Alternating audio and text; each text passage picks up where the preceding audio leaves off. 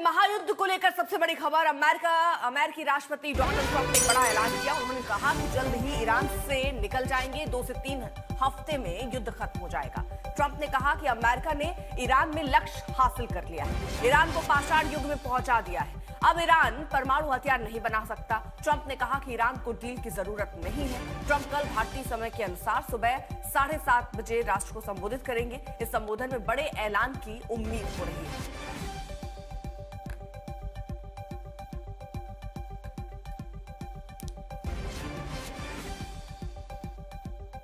तो क्या माना जाए कि ट्रंप के सारे मकसद पूरे हो गए? ईरान को इस हद तक तबाह कर दिया है, क्योंकि देखिए ट्रंप का बड़ा ऐलान है, ईरान से निकलने की तैयारी वो कर रहे हैं। 2 से 3 हफ्ता भी बता रहे हैं, 2 से 3 हफ्ते में ये जो वॉर है, ये जो युद्ध है, वो खत्म हो जाएगा। अमेरिका ने अपने लक्ष्य को हासिल कर लिया है। ये जो पहले बात हो रही थी कि आखिरकार हम अपने आखिरी लक्ष्य तक युद्ध में रहेंगे, अब अमेरिका कह रहा है कि हमारे तो लक्ष्य जो है वो पूरे हो गए।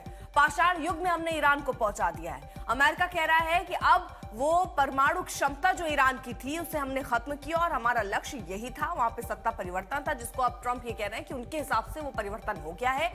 यानी ट्रंप ये कह रहे हैं कि उनके द्वारा बनाए गए सारे लक्ष्य जो हैं वो हासिल कर लिए गए हैं और 2 से 3 हफ्ता बता रहे हैं वो जब युद्ध खत्म हो जाएगा। तो क्या माने कि ट्रंप के सारे मकसद पूरे हो गए? ईरान को इस हद तक तबाह कर दिया गया कि ईरान मध्य पूर्व और इजराइल के लिए खतरा ना रहे।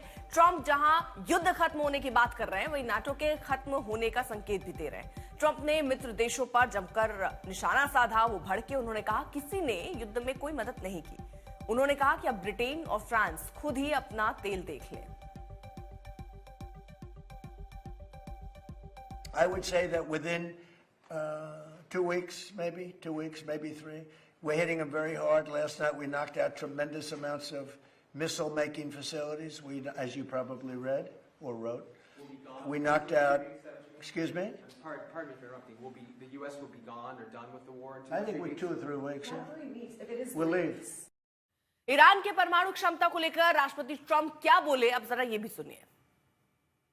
We're negotiating with them right now. They've been, again, we have had regime change. Now, regime change was not one of the things I had as a goal. I had one goal. They will have no nuclear weapon. And that goal has been attained. They will not have nuclear weapons. But we're finishing the job, and I think within maybe 2 weeks, maybe a couple of days longer to do the job. But we want to knock out every single thing they have. Now, it's possible that we'll make a deal before that, because we'll hit bridges, and we've hit some. We'll hit some bridges. We've got a couple of nice bridges in mind. But if they come to the table, that'll be good. But it doesn't matter whether they come or not. We've set them back. It'll take 15 to 20 years for them to rebuild what we've done to them. It's a big. Pranay Upadhyay हमारे साथ, हमारे सहयोगी इस वक्त जुड़ चुके हैं। Pranay, Trump का तो कोई भरोसा नहीं नजर आता। कल तक कह रहे थे हम लक्ष्य हासिल तक युद्ध जारी रखेंगे, अब अपने हिसाब से उन्होंने तय कर दिया कि बस यही हमारा लक्ष्य था, यही खत्म। तो क्या माने कि युद्ध खत्म हो रहा है? नहीं, लेकिन वो एक ही वाक्य के अंदर ये भी तो कह रहे हैं कि 2 से 3 हफ्ते के अंदर हम जो है और नॉकआउट करेंगे। हम 2 से 3 हफ्तों के अंदर उसको और डिसाइसिव स्टेप पे ले जाएंगे। साथ ही अमेरिका के रक्षा मंत्री पीट हेग्सेथ भी कह रहे हैं कि और इंटेंस जो ऑपरेशन है वो यहाँ से शुरू हो सकते हैं।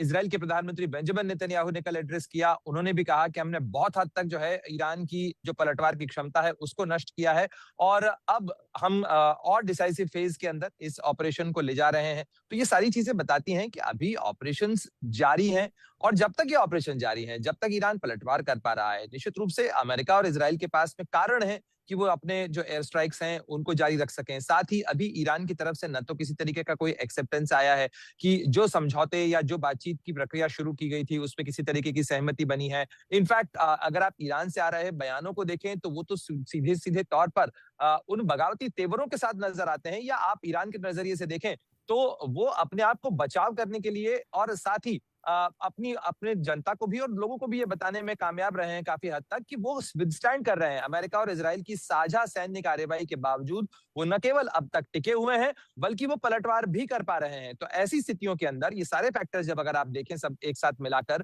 तो आपको ये लगेगा कि ये लड़ाई अभी कहीं थमने नहीं जा रही है। ये तमाम हमारी अपेक्षाओं के बावजूद, तमाम परेशानियों के बावजूद, दुनिया के तमाम देशों के इस लड़ाई से हो रही चिंताओं और परेशानियों के बावजूद फिलहाल ये ऑपरेशन रुकता नहीं नजर आ रहा है और ये चिंता की बात है। ठीक है।